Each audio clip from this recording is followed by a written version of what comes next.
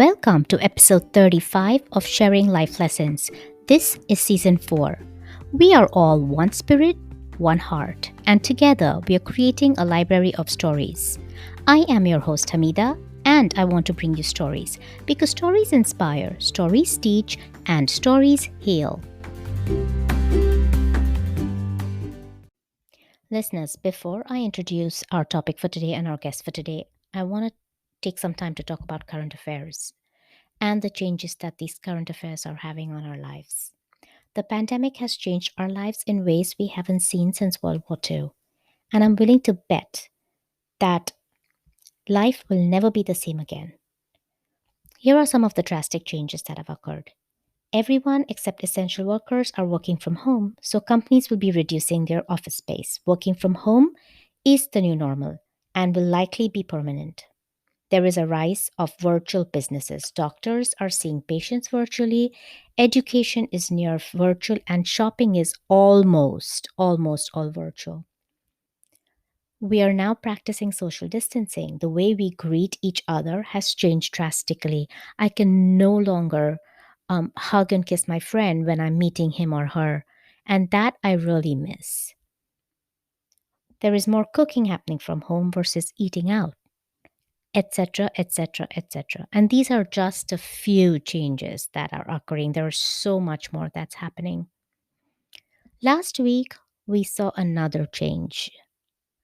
We changed our leader. We changed the president of United States of America, and this only happened with the will of the people.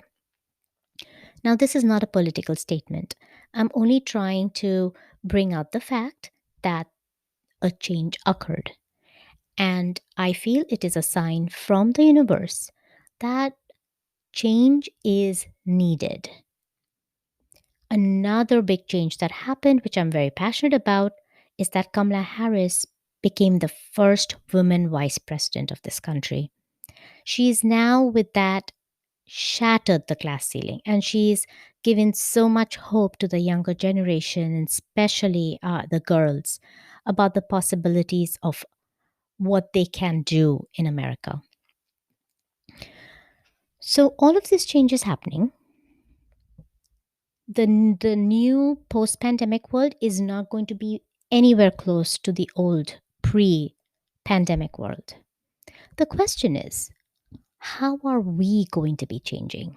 We have been given this time to pause, to think, and to reset. Are we doing that? The world is going to change no matter what. What is going to be our role in this change? And if we don't change, it is us who are going to lose out and we will be left behind. So, what I'm just trying to tell my listeners is let's use this time to understand and to determine what our role is going to be in this new post pandemic world. Okay, I am glad I was able to share with everyone what was on my mind. With that, let's move on to introducing our guest for today. Our guest has experienced firsthand how the stresses of life can take a toll on your physical and mental health. She strives to empower others to create a healthy, balanced life. Through her book, her podcast, and coaching, she shares with authenticity and vulnerability how to use practical habits and routines to create a life you love. Everybody, let's welcome Chantal Cox.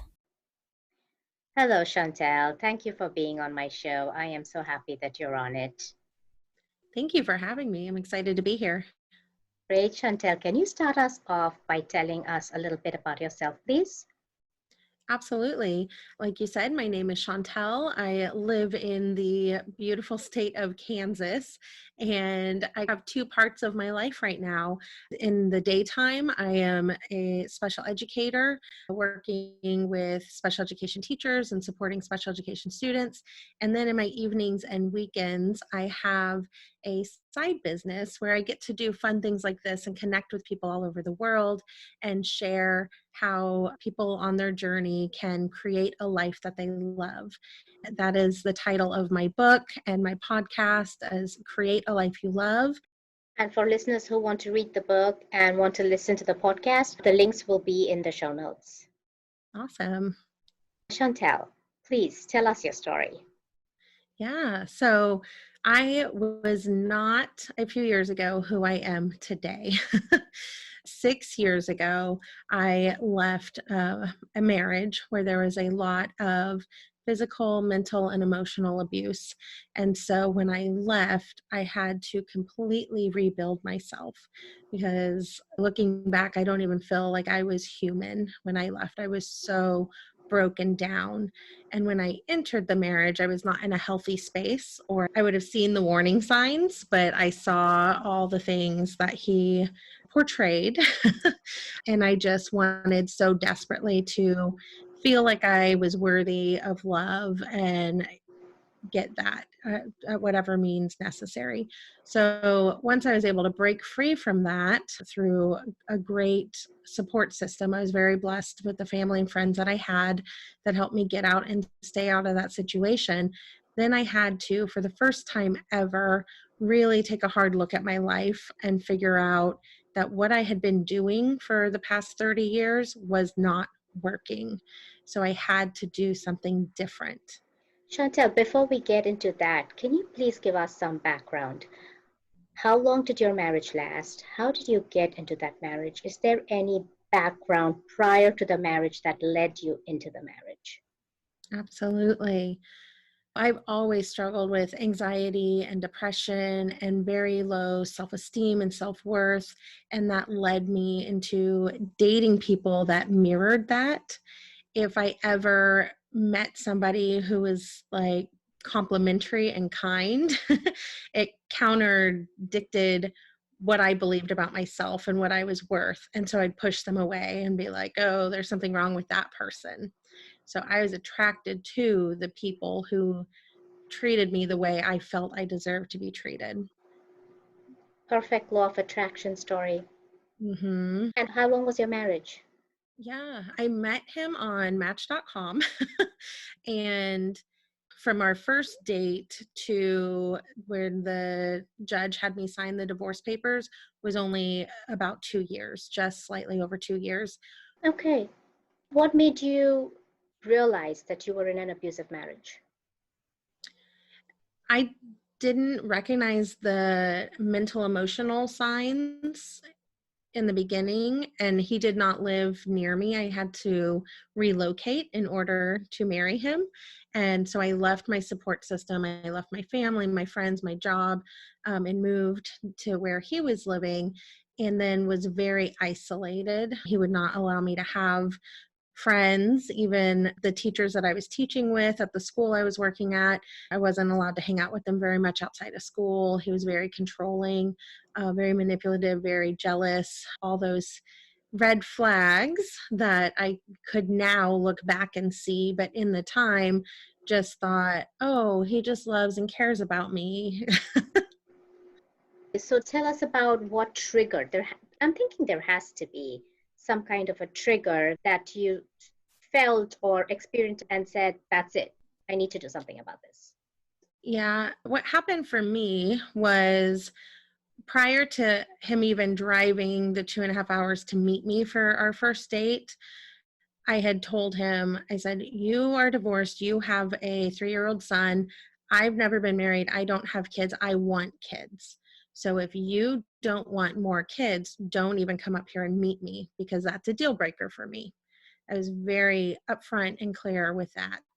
And he gave me this big song and dance, painted this beautiful picture of how he wanted more kids and siblings for his son and all this. And so I said, all right, well, let's have a first date and let's see where it goes. And things move very quickly. It was kind of a fairy tale whirlwind romance where Uh-huh. I just kept saying, man, he just seems too good to be true. So red flag. If it seems too good to be true, it probably is. And so he just was feeding me everything that I wanted to hear. And so fast forward to shortly before I left, we were coming up on my 30th birthday, and our plan was to begin a family. We had bought a new house, we had picked out the room that was going to be our nursery. And so we're coming up to that. And all of a sudden, he started saying things like, well, now that my son is a little bit older, I just don't know that I want to do the diaper thing all over again. And I know that's a deal breaker. So if you need to leave, I get it. And I'm like, what? Because I also shared very openly before we got married that I come from a religious household and I did not ever plan to get divorced. So I was like, if ever before we get married, you have any sense that this might not be forever, you've got to let me know, because once we say those vows, you're stuck with me. Uh-huh. And so for him to then say, I know it's a deal breaker, sorry, I get it that you have to leave. And I was like, no, I don't get to leave. Like, I'm stuck here. We've got to figure this out. We had some physical altercations prior, but that's really when the physical ramped up significantly. And so after I had been gone very unexpectedly, no plan, just he went to work and I left. And it was my 30th birthday, and I had two friends visiting me, and we just loaded up and left. And it took 5 weeks for the lawyers to get everything kind of in a place where I could go back and get my big things that didn't just fit in my car. And Mm-hmm. in just 5 weeks, he had already moved in somebody. There was a living in our nursery. And I mean, nobody was home when we were there, but you could see the diapers in the trash can. You could see the baby clothes, like everything was few week old, very new baby. So I pieced together in my head, and I don't know if it's true. And even if I were ever to contact him and ask, I would never get the truth. He is not a truthful person. And I'm super blessed to not have any contact with him. And yes, I believe that he was cheating on me and he got someone else pregnant and needed me out of the picture. So he gave me an out of, this is a deal breaker. I get that you have to leave. And when I didn't leave, the abuse ramped up. And had I not left that day on my own free will, myself and my family believe he would have killed me. So the physical abuse was really accelerated. And I want to ask you this for the benefit of the listeners, because there may be a few or many who may be in a situation like yours. Did you ever get in touch with the police when the physical abuse was ramping up? I did not. And I regret that looking back, because once I made the decision to leave, at that point, I had no physical evidence. I mean, he was always very careful with where and how and everything. So there wasn't ever a lot of bruising. But yeah, I never made a report close to it. So after I had left, and now some time has passed, we reached out to the local police down there and kind of asked what would happen. And they said, you're welcome to file a report. It would start a paper trail in case anybody else ever raised a complaint against him. But really, it's your word against his. It's not going to do anything. And I knew it would just make him angry. And so I just opted for a clean break. We did not have children together. My dad and the lawyers took over all communication. I never spoke with him again. And it was just done. You were blessed. You're right. You were blessed to have a supportive family that saw you through the ordeal.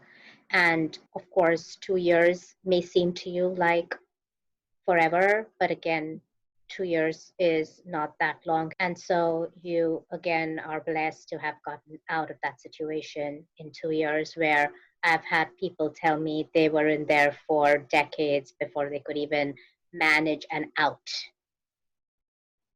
Absolutely.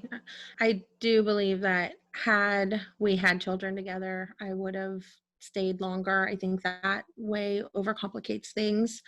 And had I not had the support system that I had opened up and shared with my friends the night before. They were visiting me for my 30th birthday. And so then I shared with one of them, my best friend, who happens to be a social worker. And I was kind of elusive and vague, but she knew enough to be like, okay, this isn't okay. And so the next morning she was like, I can't leave you here. and I was on summer vacation from teaching. And so I was like, okay, let's go. I'll stay with my sister. We'll get counseling. This will be a separation. This will help make our marriage stronger, that we're going to get the help that we need. This will be a wake-up call for him. But that's not what happened. I did end up filing for divorce the next day after I removed myself from the situation, and after my dad, who is very much the religious leader of our household, and I think I wasn't ready to consider divorce because I didn't want to disappoint him. And when he knelt down on my level and looked me in the eyes and said, "Do you think this is salvageable?" And I said, "I don't know." And he said, "I don't think it's salvageable. And if you go back, the next time I see you will be in a body bag." And so I said, "What do I do?" And he said, "Lawyer up." And Thank I'm like, goodness for fathers. yes, yeah. So without him, without that guidance, without the support, I mean, I got to stay with my sister and her family for a period of weeks before I was able to get my stuff together and get my own apartment and get set up on my own. So I had supports in place. Within 24 hours after leaving, I had contacted an administrator I worked with before, and they said, "Okay, do you want this position or this position?" So everything just fell in place in Nice. a way that I'm like, okay, now I've filed, I have a place to live, I have a job, I've quit my job down there, I can do this. Chantel, I heard you say that there was emotional and mental abuse as well, but when you were in that situation, you did not recognize them as such. In hindsight, what were they? And again, this is for the listeners. If they are in the middle of this situation, how are they going to recognize that this is really not okay and it's either mental or emotional abuse? In my situation, he is a narcissist, and I did not know what that meant. I'd heard the term, "Oh, don't be so narcissistic." And I thought it meant kind of self-centered, like, "Oh, you think the world revolves around you," that kind of thing. But it is a personality disorder, and not all narcissists are abusers, but they do have some very similar patterns. Now in my journey, as I've connected with other women who have been in relationships with men who were narcissists, there's a lot of similar patterns. And we all end up saying the same things like, "Well, he said this one thing to me and it struck me as weird. Like, why would he say that? But he presents himself as so kind and loving. Surely I misunderstood. Like, I didn't hear him correctly. And that's so embarrassing. So I'm not going to ask him about it because it would just upset him. And he's so wonderful." It really messes with your head. And he really presented himself as just this wonderfully amazing man that I wanted so badly to marry and build a family with. So anytime he said something that I was like, "Oh, that was kind of hurtful. Why would he say that?" I would reflect it back on me of, did I deserve that? Did I misunderstand that? Surely he couldn't have said that, or he couldn't have meant that. Yeah. So when your gut is telling you, like, that doesn't sit right, listen to your gut. Okay. I have one other question before we get to the life lesson. When the physical abuse started, why did you not call out then? What made you stay even after the physical abuse started? So the first time it ever got physical that I recall, I guess the first time it got physical enough that it got my attention that, whoa, this isn't good. He had just gotten back from a deployment. I had just moved down there. So these were all the rationalizations I was telling myself why it was okay. We were adjusting to each other. We were a couple weeks from our wedding. It was a very stressful time. And he said, I didn't handle my stress well, and I was stressing him out, and I was spiraling. And so then it agitated him, and I just needed to calm down. It was always my fault. Then when he did physically attack me, and I did pack a bag and I did drive away, and I did sit in a parking lot of a hotel crying, about to call my mom and say, what do I do? When he called me and did the whole big, we've all seen a Lifetime movie, did the whole song and dance, the soft story that this has never happened before, this will never happen again, let's just get through this wedding, this is a really stressful time, I'm so sorry, I love you, blah, blah, blah, blah. And so you went back and then it continued. I hear you. Okay. Mhm. So you've experienced this, you've gone through this. What was your life lesson from all of this? My life lesson is that no matter where you are today, you are not stuck. You may be in a similar situation, or you may just be feeling like I'm always going to be struggling with depression or anxiety, or I'm always going to be in this job I'm miserable in. I'm always going to be in this relationship that's not fulfilling. Wherever you are today, you're not stuck. There's a whole world ahead of you, and you can do something today that makes tomorrow better, and do something tomorrow that makes the next day better. So where you are today is not where you need to be next week or 5 years from now. And I want to ask you to tell us when you realized that you were not stuck. How did you incorporate that lesson in your life? I really dove deep into the personal development, self-help world, reading books, listening to audiobooks, listening to podcasts, and then putting those things into action. And then that led me to have my own personal transformation, which then led to my family and friends watching me transform before their eyes and then saying, okay, what are you doing? And how do I do some of that too? And so then that led to me compiling. I'm a teacher, so I compiled it into little lessons with little worksheets and activities and homework, and started teaching my immediate circle. And then that led into the book, and then which has led into my coaching program, and now the podcast. Can I ask you to share one lesson from your book? One of the things that really ignited my transformation was busting out of my comfort zone. So I am pretty introverted, shy. I use the example in my book that my sister's 6 years younger than me. And even when we were as a family would go out to dinner at like the Olive Garden, and I'd be looking around the table and I'd be like, does anyone else have to use the bathroom? And they're like, just go, it's right over there. I'm like, oh, I don't need to go, it's fine.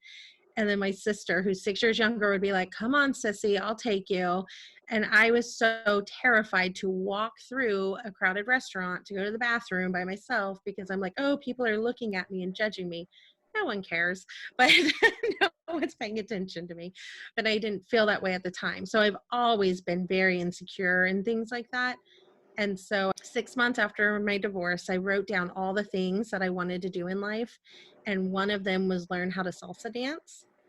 And again, I tried so hard to get someone to hold my hand and take me to salsa class and go do that with me. And there were no takers. So I had to go on my own.